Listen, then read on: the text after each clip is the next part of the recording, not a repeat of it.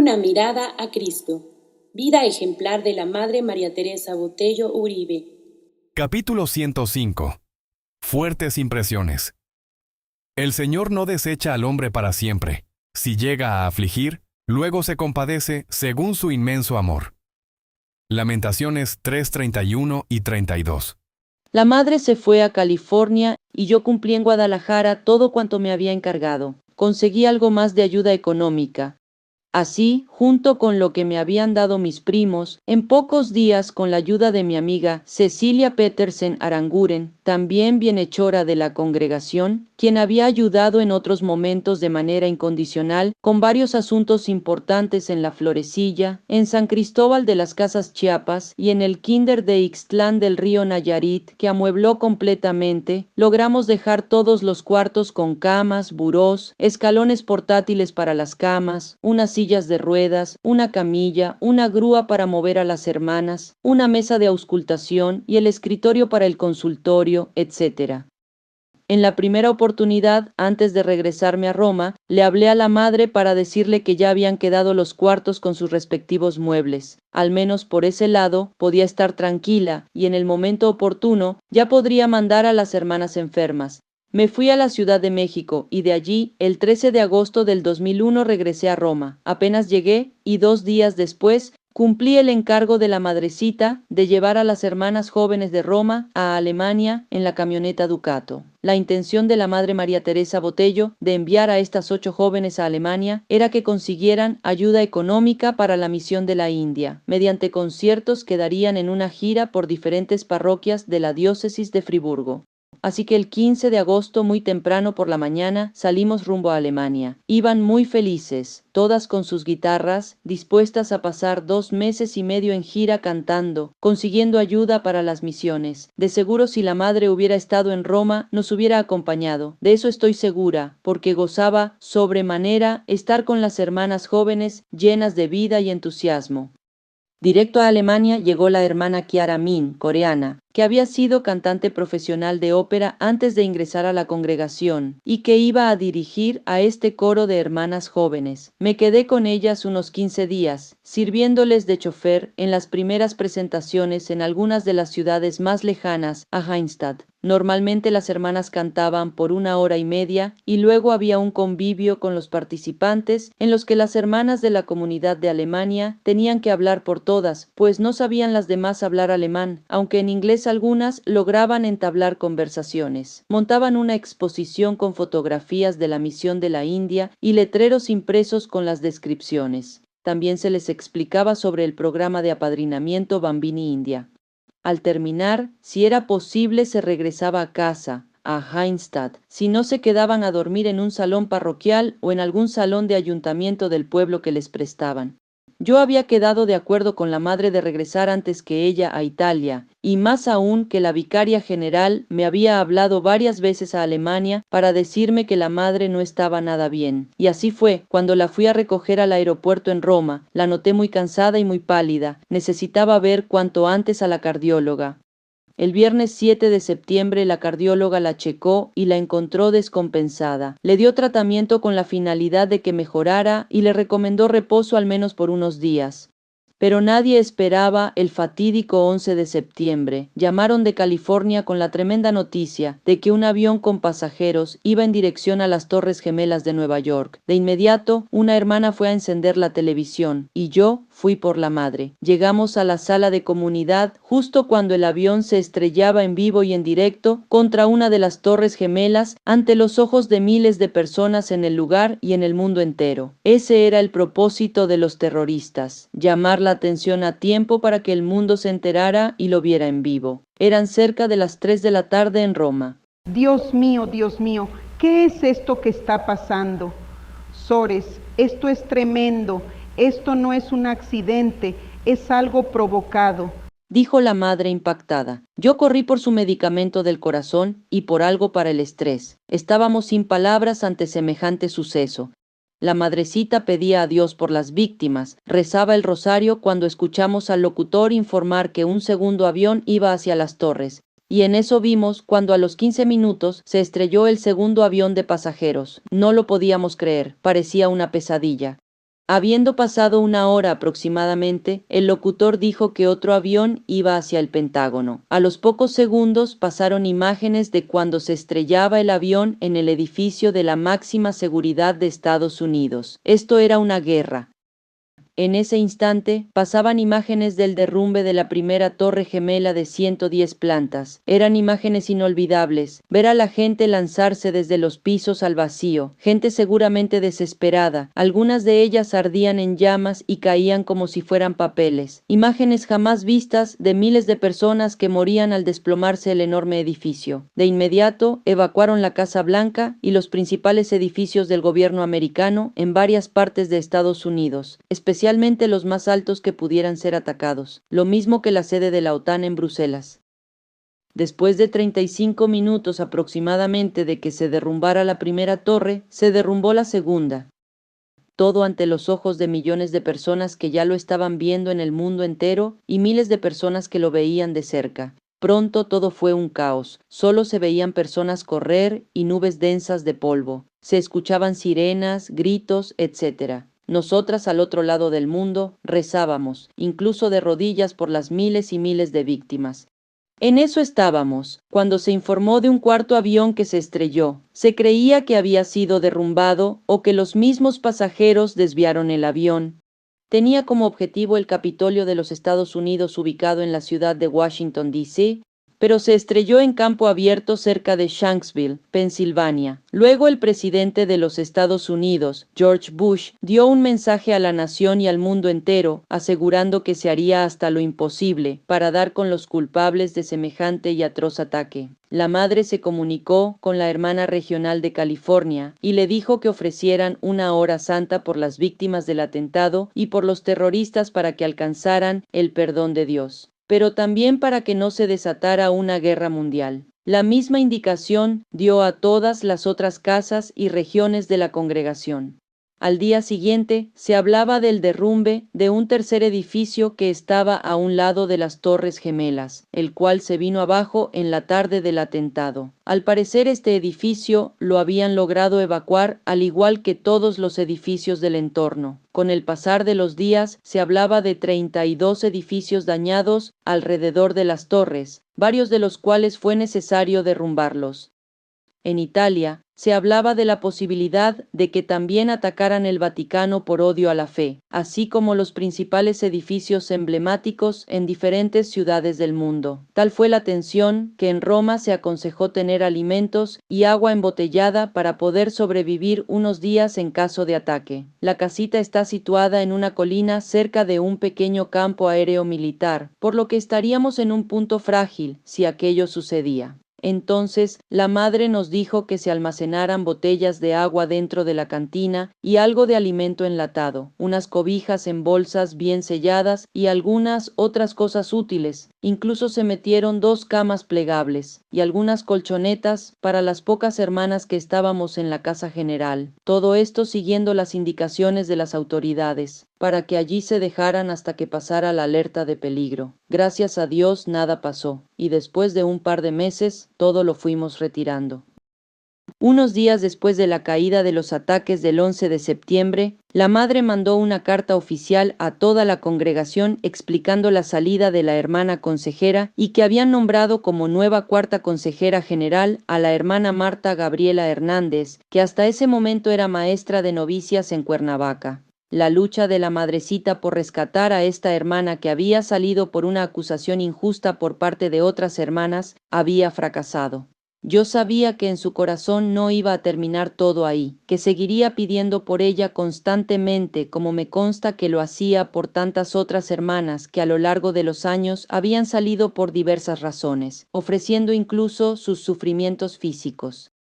A mediados del mes de septiembre, la madre comenzó con un hormigueo en la piel, en la zona de la espalda, luego pasó por el tórax y abarcó el abdomen. Poco a poco se le fue acentuando la picazón, a los pocos días manifestó dolor punzante que seguía un nervio. De inmediato pensé en que era herpes zóster. Le di tratamiento y una loción local donde comenzaba a aparecer el típico salpullido. Años atrás ya había tenido herpes facial justo en una visita a Pamplona, que se lo ataqué de inmediato quedándole una leve cicatriz cerca de la nariz de la que casi nadie se percataba. Pero en esta ocasión era más extenso, debido a tanto estrés y trabajo como el que había tenido en los últimos meses. Era obvio que sus defensas habían bajado, y como el herpes zóster es una reactivación del virus de la varicela zóster, este le afectó a los nervios periféricos y la piel abdominal. Las ampollas eran dolorosas, pequeñas y en forma de anillo que se le agrupaban siguiendo el trayecto y la zona de un nervio. Parecía que medio se le controlaba en un área y aparecía en otra. No sé cómo lograba dominarse, de tal manera que ninguna hermana en su entorno se daba cuenta del herpes que sufría. La hermana vicaria lo sabía y no sé si se los comunicó o no a las otras consejeras. En eso yo no me metía. Mi deber era ayudar al máximo a la madrecita a que cumpliera su misión pese a sus múltiples padecimientos. El 17 de septiembre, notando mal a la madre, la volví a llevar con la doctora Sandrick. Le mandó a hacer varios análisis y en base a la respuesta se tomaría la decisión de internarla para posteriores estudios. Pero no mejoró. El día 21 fue internada de urgencia en el Hospital Gemelli por una seria descompensación cardíaca. Al día siguiente fue necesario hacerle un eco hepático en el que se evidenció el aumento de daño en el hígado. Era evidente que a la madre no le habían puesto su suero hepático durante su estadía en California, y el doctor hepatólogo nos regañó y dijo que de seguir así degeneraría en cirrosis hepática. En esos días de hospitalización, la doctora endocrinóloga Laura Marins le realizó también varios estudios. En la TAC cerebral se verificaba que el tumor de la hipófisis seguía creciendo. Insistió en que en menos de un año se debía por fuerza someter a una nueva cirugía. De lo contrario, quedaría incluso ciega y con problemas para caminar porque este macroadenoma le estaba nuevamente afectando el movimiento de las piernas. El día 25 de septiembre se le realizó una espirometría y radiografía de tórax donde se comprobó el avance del enfisema pulmonar y fue derivada con el neumólogo para control periódico. Al día siguiente, miércoles 26, se le volvió a realizar otro doloroso cateterismo coronario con sus 8 horas de inmovilidad posterior. Se comprobó que la madre había sufrido una isquemia cardíaca. Finalmente, el 27 de septiembre, fue dada de alta con diagnóstico de daño cardiohepático pulmonar preocupante. Le dieron los especialistas diversos tratamientos. La doctora Sandrick estaba muy molesta y preocupada. Le dijo a la madre que ella, como su médico, no podía impedir que cumpliera con su deber de visitar a las hermanas en los diferentes países, pero que yo debía acompañarla y que si por razones humanas yo no podía ir para estarle poniendo sus inyecciones y sueros, si pensaba estar más de 8 días fuera de Roma, que se buscara en cada ciudad alguna clínica donde se los aplicaran, que con gusto ella extendería las recetas e indicaciones necesarias, pero que tenían que comprender que esto no era un juego. Y en esta conversación estábamos presentes la hermana vicaria y yo.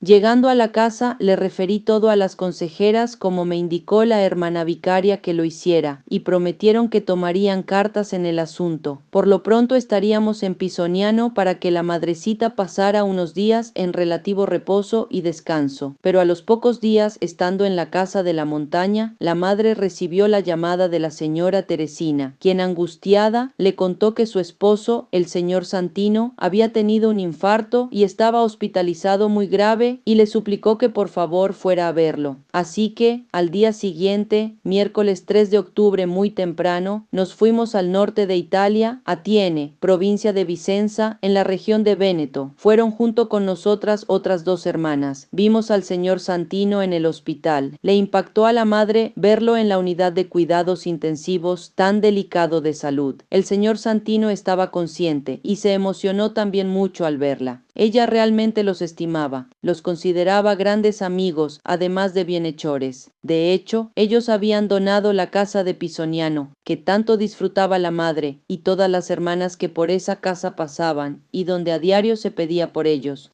De regreso, nos quedamos a dormir en la ciudad de Padua, en un pequeñito hotel llamado Il Giardinetto, en Prato della Valle 54. El precio incluía desayuno. Lo pagamos con un dinero que nos regaló la señora Teresina y también nos había dado un chocolate a cada una. El mío lo guardé en la bolsa del hábito. Cenamos algo de lo que llevábamos desde Roma. La madre y yo dormimos en una habitación y las otras 2 hermanas en otra. Ya en la noche que me doy cuenta que el chocolate se había derretido en la bolsa de mi hábito, la madrecita se moría de risa hasta cansarse, hasta se sentó en la cama para reírse mejor. Luego me enseñó la técnica de lavar el hábito en la tina de baño y exprimirlo con cuidado con la toalla para que no se arrugara, ya que en el hotel no había plancha. En eso estábamos, cuando la madre metió la mano a la bolsa de su hábito para buscar su rosario, y grande fue la sorpresa al darse cuenta que su rosario y la bolsa se encontraban completamente sucios de su propio chocolate derretido. Me reí de la madrecita todo cuanto quise, y ella hacía gestos cómicos. Luego le lavé su hábito y todo quedó como si nada.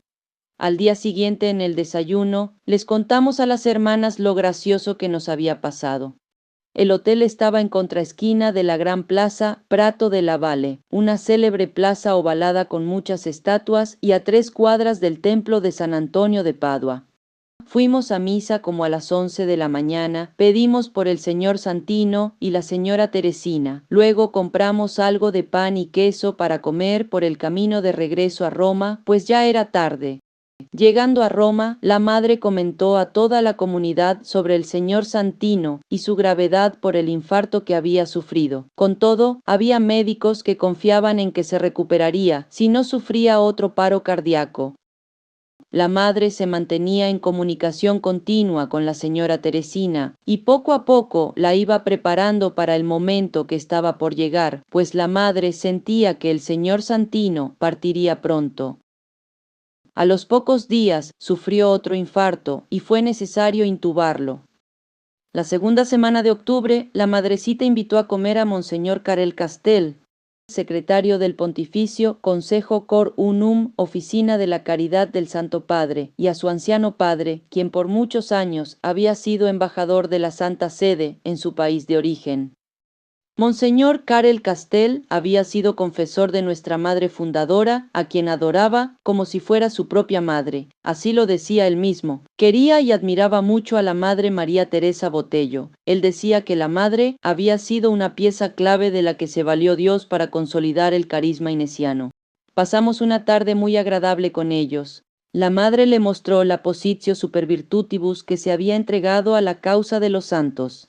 Monseñor Castell había sido uno de los principales testigos del proceso de la Madre María Inés. Conocía a fondo su vida y sus virtudes. Estaba seguro de que pronto sería beatificada, sobre todo con la posibilidad de que se aceptara como milagro el caso del niño Francisco Javier Carrillo. La madre le contó de los bienhechores de Guadalajara Armando Alcocer y su esposa Julie Centeno, que los había invitado a Roma, y quería conseguirles una audiencia privada con el Santo Padre. Monseñor tomó nota de sus nombres para que, en cuanto le avisaran del viaje, él conseguiría la audiencia. La madre no se equivocó sobre el señor Santino. Estábamos en la casita, el 19 de octubre, cuando muy temprano nos avisó la señora Teresina que su esposo Santino Dale Carbonare había fallecido. La señora Teresina le pidió a la madre que hermanas cantaran en el funeral. La madre no se lo pudo negar, pero todas las jóvenes cantantes estaban de gira en Alemania recolectando ayuda para la misión de la India justo con sus cantos. Entonces se planeó que la madre viajara a Tiene en carro junto con otras 3 hermanas, y a mí me mandó en avión a Frankfurt, Alemania, para recoger a las hermanas y llevarlas en la camioneta Ducato, en la que las llevé en agosto y había dejado allá para traerlas a Italia a cantar en el funeral de Santino. 2 hermanas me recogieron en el aeropuerto de Frankfurt y nos fuimos a la pequeña ciudad de Baden-Baden, donde ese día estaban cantando las jóvenes hermanas. Ya llevaban en el carro las pocas cosas que las jóvenes hubieran dejado en la casa de Heinstadt, pues todas viajaban con sus mochilas. Aunque se movían por Alemania en la camioneta de la casita, una cosa era que una de las hermanas manejara distancias cortas en Alemania y otra muy diferente viajar durante toda la noche hasta Italia por carreteras que no conocía. Por eso me enviaron a mí por ellas. Tomamos carretera como a las 7 de la tarde, ya estaba oscuro. En ese tiempo no había GPS, solo planos de carretera por donde trazamos la mejor ruta que pudimos. Para ese entonces llevábamos un pequeño teléfono celular muy rudimentario que nos acababan de regalar. No era usual que tuviéramos celulares, pero me prestaron ese por si teníamos alguna emergencia, ya que viajaríamos toda la noche. Tomaríamos una ruta distinta de la que conocíamos hacia Innsbruck, parecía ser la mejor opción, pero no contábamos con las desviaciones que había en algunas carreteras, así que hicimos un recorrido medio extraño, pues atravesamos los Alpes por entre pequeños poblados y no por el túnel Gotardo. Yo sentía una gran responsabilidad, pues llevaba la camioneta llena de jóvenes religiosas de entre 18 y 28 años, que la madre me las había encargado de todo corazón. Eran las pequeñas, como ella cariñosamente les decía, y confiaba en que yo las llevaría hasta Tiene. En fin, cada hora más o menos, la madre nos hablaba para saber por dónde íbamos. Fue un viaje muy pesado, pues fue toda la noche manejando. Solo nos detuvimos a poner gasolina, y di algunos pasos para mantenerme despierta. Tomé mucho café durante ese viaje. Con todo, estábamos tranquilas. Sabíamos que la madrecita nos acompañaba con sus oraciones. ¿Por dónde van? ¿Están todas bien? ¿Cenaron algo? Canten para mantener despierta a mi chofercita. Por favor, manténganme informada cada hora. Y cosas así por el estilo nos decía la madrecita. Ella no durmió nada por estar al pendiente. Finalmente llegamos como a las 5 de la madrugada a Tiene, porque en muchos lugares tuve que manejar despacio por las carreteras con hielo o nieve, especialmente mientras pasábamos los Alpes, y luego también en algunos poblados al norte de Italia. Nos recibió la madrecita en una casa prestada por la señora Teresina. Había sido la casa familiar cuando los hijos estaban pequeños y la tenían justo para recibir visitas. Las hermanas nos tenían preparado chocolate caliente y algo de comer, pues hacía mucho frío. Luego, amorosamente, como una abuelita, la madrecita fue indicando a cada una dónde acostarse un rato. Obviamente no había camas suficientes, así que la madre nos acomodó donde pudo, hasta en el suelo y en la cama que ella estaba usando. A una la cubrió con su propio abrigo, pues no había cobijas suficientes. Pero a las jóvenes no les importó. Pronto se durmieron como piedras, una hasta sentada se quedó dormida.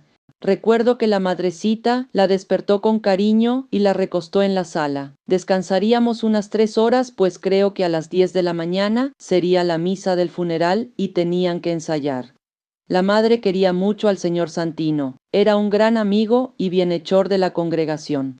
La señora Teresina estaba deshecha, aunque era una mujer de mucha fe y eso la sostenía.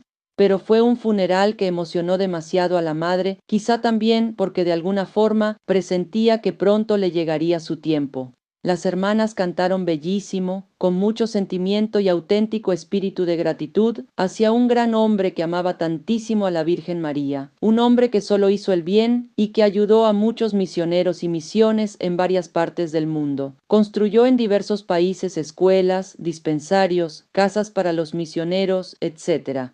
Pocos hombres tan generosos como el señor Santino dalle Carbonare.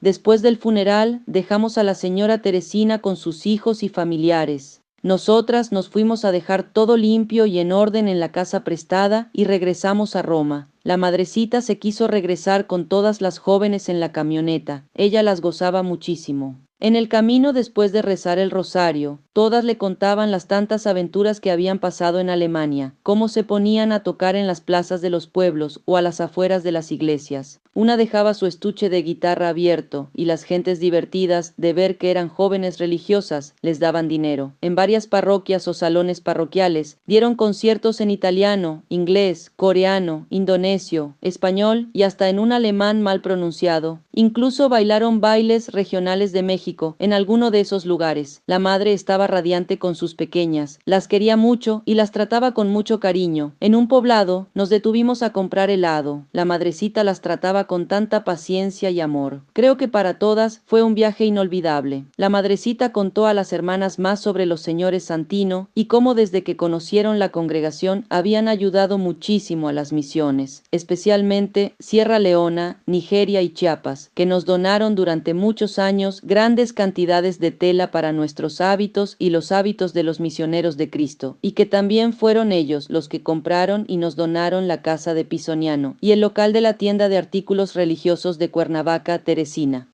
Donaron los fondos necesarios para la compra de un local en una plaza comercial en Cuernavaca, Morelos, México, frente a la Casa Madre, local que se destinó a una tienda de artículos religiosos atendida por las hermanas.